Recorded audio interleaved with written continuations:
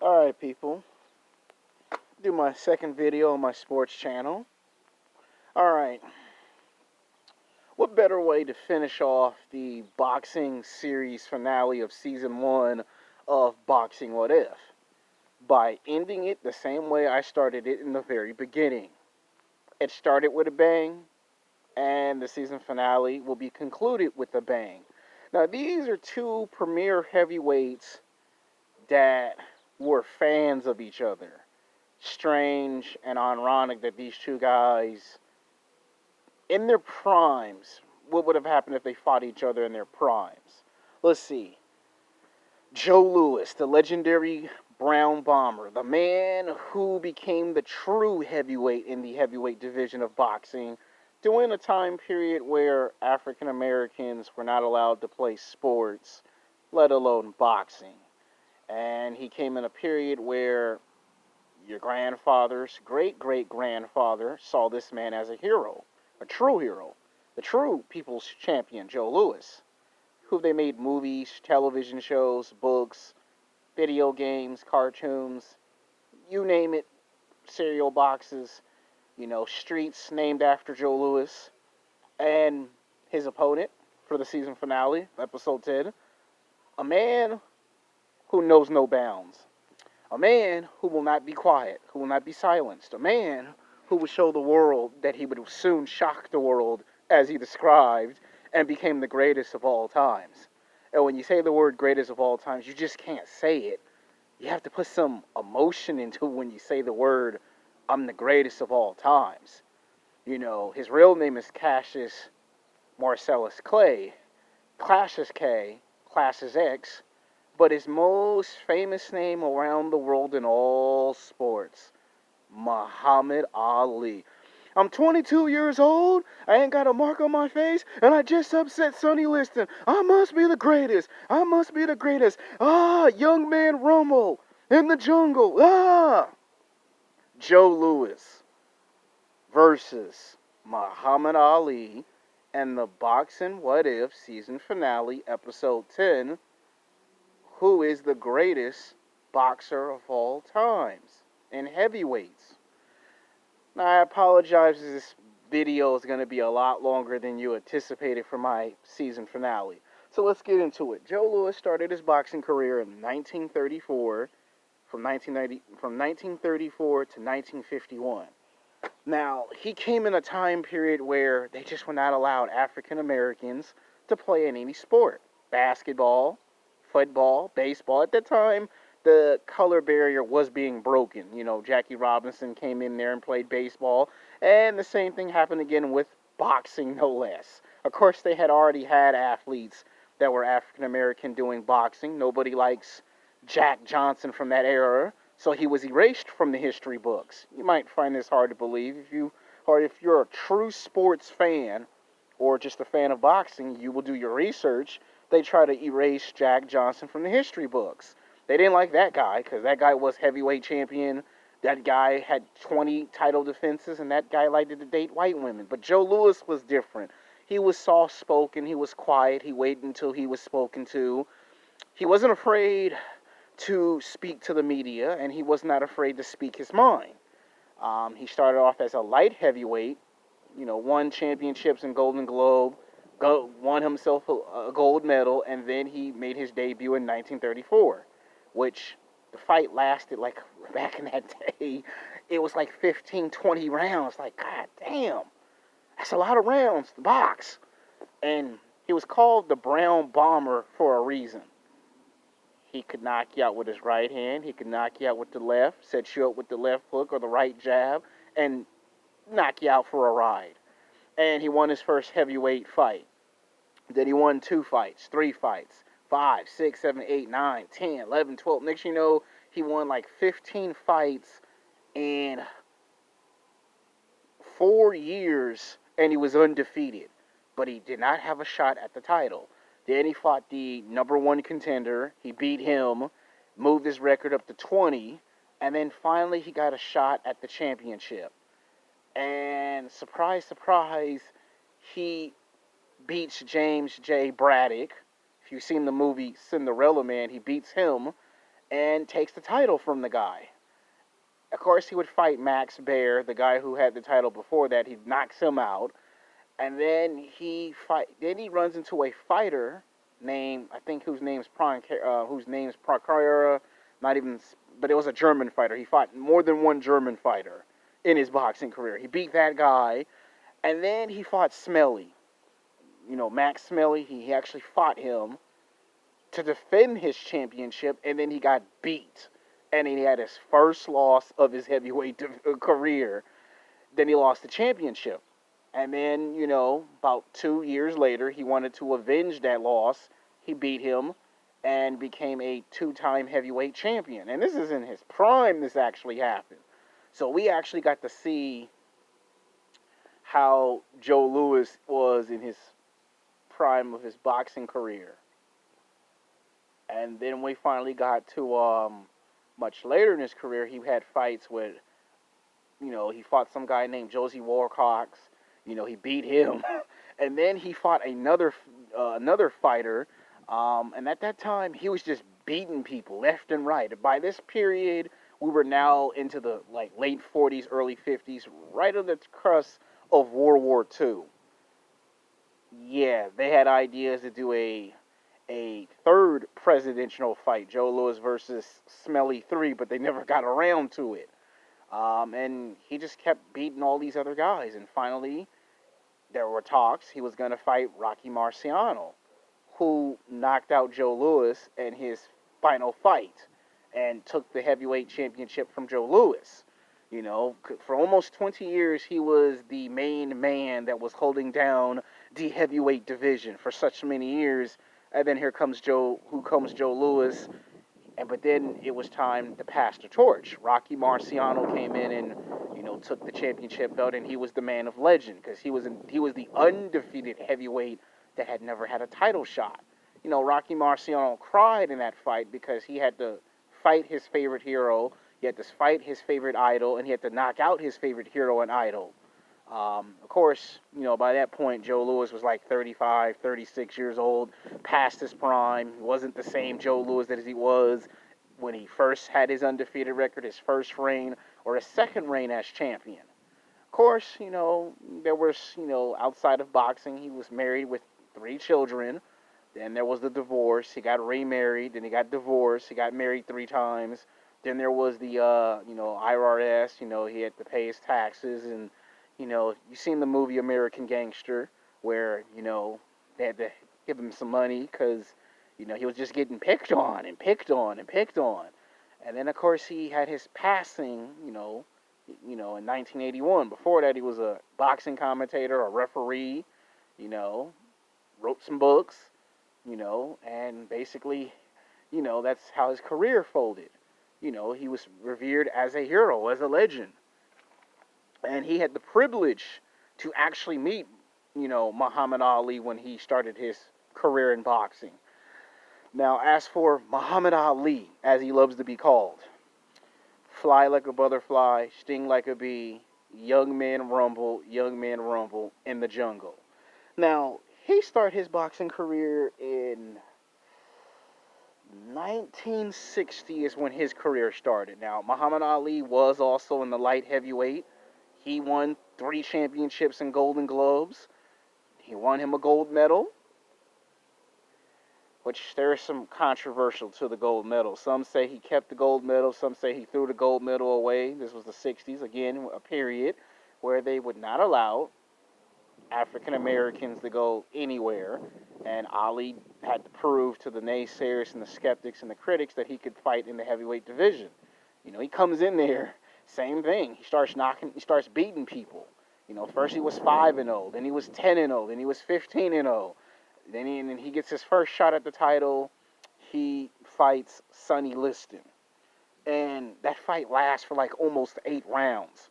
And Sonny Liston didn't want to come out for the 7th going into the 8th round. So by technical knockout, at the age of 22 years old, he wins the heavyweight championship of the world, followed by a rematch.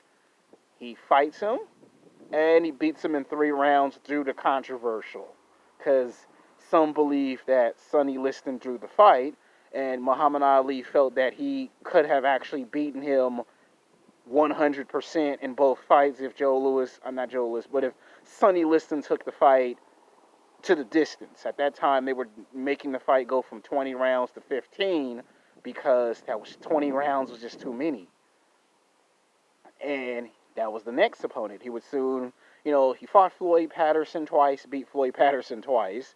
He fought some guy named Jerry Corey. He fought him twice, beat him twice. And then Ali fought Ernie Terrell. He fought him, beat him. Remember when Muhammad Ali said in the movie Ali, played by Will Smith, "You should say my name." Remember, ladies and gentlemen, get to your sets because I never wanted to boop a man so bad. Well, he basically told the guy in the fight, "What's my name?" So he beat the crap out of the guy because he wouldn't say his name.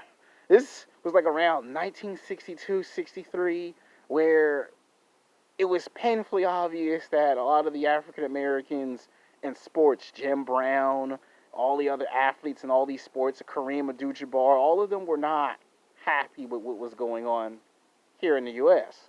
And Ali had all these fights, and he was beating all these opponents, and right in the middle of his first championship title reign, his first reign as champion in his prime, he had to get stripped of the World Heavyweight Championship belt and was sidelined for 3.5 years. There was no boxing for Ali. There was no way for him to support himself. So he had to become an actor and do theater Broadway and go to high schools and colleges and give speeches because they would not let him box. And it wasn't until a man from East Philadelphia by the name of Smokin' Joe Frazier who took the vacated belt and became the heavyweight champion, and he too had an undefeated record. Of course, Muhammad Ali would eventually get his license thanks to Joe Frazier speaking to the president Nixon and say, "Can Ali get a pardon and resign?" And that's how he got back in the boxing. Of course, it didn't happen right away. The fight between Muhammad Ali and Joe Frazier, it didn't happen just yet. It took like 3 years for that fight to actually happen. This is probably the first of the super great fight. Muhammad Ali versus Joe Frazier, Sugar Ray Leonard versus Marvelous Marvin Hagler, and then you look at Floyd Mayweather Jr. versus Manny Pacquiao. It's on that same competitive level. This started all of the fights in the future. It all started with Ali and Frazier. This started it. Some might argue it was actually Joe Louis versus Louis Max Smelly 1 and 2 that actually started the super fights. But people always give this credit, Ali versus Frazier Part 1 the credit. For 3 years they're trying to get this fight made. He fights Kenny Norton, loses to Kenny Norton, which that's like after he loses to Joe Frazier. So he gets his first loss from Joe Frazier. He gets another loss right after that by fighting Kenny Norton. There is him fighting Jerry Corey a third time. Some say that on record it's 2 times, but there was Jerry Corey, and then he has a twin brother that looks just like him. And Ali actually fought both of them. He fought Cooper twice, a guy from Europe. And right when Ali had beat him out to get a shot at the title, that's how this fight was in New York City, Madison Square Garden. Before we can even get a rematch, it's Ali versus Kenny Norton. He loses that fight. We get Ali versus Kenny Norton Part 2. Ali wins the rematch. We get Ali versus Frazier Part 2. Ali wins that fight. Ali fights another fighter, beats him. Then he beats an unknown fighter. And then Ali gets the opportunity to fight George Foreman because George Foreman knocked out poor Joe Frazier and took the belt, and Ali wanted the belt back, and Ali managed to fight him in Africa Zaire and becomes a 2-time heavyweight champion by creating this new system never seen before in boxing history ever, the Ali rope-a-dope, where it appears he's looked like he's getting his butt whooped, but he's actually setting him up for a sequence of punches. Knocks poor George Foreman out, takes the belt. Then we see Ali fight Joe Frazier in 1975, which is the Thriller in Manila. At this point, Ali was like 35, 36 years old. He beats Joe Frazier in their third fight for the second time, retains the championship, fights Ron Isle, beats him. Then Ali has this other fight that a lot of people don't know about, because a lot of people to this day can't decide who to give the credit to for this. They can't decide if they should give it to Muhammad Ali or they should give it to MMA fighter um, Hendo Gracie. At the time, boxing was going into Japan, and he had fought a Japanese pro wrestler, and the fight ended in a tie. Because Ali said he could beat this Japanese wrestler, and the Japanese wrestler said he could beat Muhammad Ali and take his title, and the fight ended in a tie in 1976. It was a fight that nobody even knew was being done behind the scenes. And this teased the future later for fighters of today to come over and fight in the U.S. Of course, in 1977, Muhammad Ali would fight Ernie Shavers. He fought him, beat him, and then he had to fight with Michael Spinks' younger brother, Leon Spinks, who Ali lost to and took his championship belt. Then Ali had a rematch, beat him, and became, I think at that time in boxing, I think Ali became either the first or the second heavyweight in boxing history to become a 3-time world heavyweight champion. He would then eventually defend the title. He fought, I think he fought one of the guys that Mike Tyson beat out for a championship belt. I think either Tony Tucker. He beat one of those guys, and then Ali would then have 2 more title fights, and then for whatever reason, in 1978, he decides to relinquish the title and retire in 1979. And then from out of nowhere, he decides to come out of retirement in 1980 to have a fight with his sparring partner, Larry Holmes, who we all know would eventually become a heavyweight champion in the boxing division. And this fight was hard to watch. This is why they don't ever show it on cable. They talk about it, but it's hard to watch. Ali trained, but it just wasn't the same. Yeah, he was lean and fit and in good condition, and for the first 2 rounds, he looked like he could take on Larry Holmes, but Larry Holmes was bigger, stronger, hit fast, hit hard, and he was just taking a beating, and Larry Holmes begged the referee to stop it, and by the 5th round, going into the 6th round, the fight was stopped. And Ali would officially retire. And then it wasn't until 1985 Ali made history again by participating in WrestleMania. And he clashed with a professional wrestling legend, God rest his soul, rest in peace, Freddie Blassie, and clashed and became the referee and socked Roddy Piper in the face because it was a WrestleMania 1 event. He was like the referee of that very first WrestleMania. Yeah. And of course, Ali, popped up in the 1996 Olympics in Atlanta.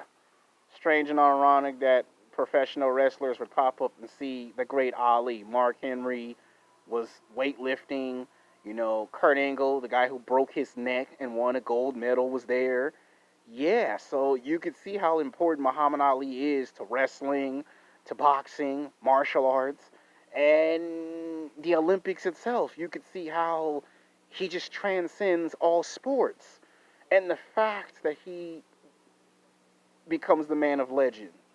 Now, of course, they made movies, television shows, books, cartoons, video games of Muhammad Ali, and it wasn't until like 2010 or 2012 they made a video game that became very interesting. What would happen if Mike Tyson fought Muhammad Ali? And that debate just goes on and on and on of who would win. Now, in their primes, Joe Louis versus Muhammad Ali, in their primes. To me, the first fight, I think Joe Louis would win the first fight. He's just, he was 6'2", Muhammad Ali 6'3". Both of them have a long reach, but Joe Louis could actually fight you toe-to-toe and trap you in the corner, as well as fight you in the middle of the ring, and could knock you out with either hand. That's how much power Joe Louis had. Muhammad Ali was more like a freestyle fighter because he was able to counter and then re-counter your fight. Meaning, Ali could hit you in a sequence of punches, and Muhammad Ali was by far the fastest heavyweight. His speed was described as having light heavyweight speed, but was in the body of a heavyweight. So Ali might have been 215, 220 pounds, but had the speed of someone that was like 175 pounds. And that's how come most opponents, all throughout all three of his championship title reigns, found it so difficult to even land a punch on Muhammad Ali. Like, Ali's speed was so fast that you you had to actually trap him in the corner a total of 8 to 9 times, and even when you did that, he slipped away and still jabbed you. And then if he could get the rope dope, which would set you up for a knockout punch, you wouldn't even get a chance to even hit Ali, even if you could have the advantage. So I would say Ali wins the rematch. Now, the third fight would probably be a cross between Ali versus Floyd Patterson and the way he fought Joe Frazier. Now, this one might be the first time in history that a fight might actually result in a tie, because Ali would be hitting him with some shots, and Joe Louis would probably look good for the first 5 or 6 rounds of the fight, and Ali would probably just do what he always does, set up a rope-a-dope, and Joe Louis would try to fight him, not realizing he's being set up for the rope-a-dope, and by the time he finds out he's in a rope-a-dope, Ali would have hit him with a series of hits. Even if he could block it or stay away from it, Ali would try it several or 8, 9, or 10 times in the fight until he finally broke to that defense. The winner is going to be Muhammad Ali. Now, I know this is going to be controversial because some people are going to say Joe Louis, some people are going to say Muhammad Ali. Now, the fighters who never made it into season 1, there's a lot of fighters that should have been on the list that weren't on the list. Ronald Ricky Wright didn't get on this list. Thomas Hitman Hearns didn't get on the list. Larry Holmes is a heavyweight champion. He didn't get on this list. There's Max Baer. There's Rocky Marciano. There's so many fighters that didn't even get on this list that it's a shame. Vernus Forrest, Paris Whitaker, none of those fighters got on this list. Riddick Bowe is a heavyweight. He fought Evander Holyfield 3 times, and he ain't on this list. So there are other great fighters, and I promise you in season 2 of Boxing What If, I will get to those fighters. An insight preview on what's going to be in season 2. Next time on season 2, episode 1 of Boxing What If, Iron Mike Tyson versus a heavyweight of the past. You guys are going to love what I have in store for season 2 of Boxing What If when we get to the summertime. Because the next series I got come up is going to be mixed martial arts. It's going to be MMA for my MMA fans that love mixed martial arts. I'm going to make that into probably a 5 or 6 part episode series. It won't be as long as the boxing one. And then I'll move on to wrestling. Until then, peace.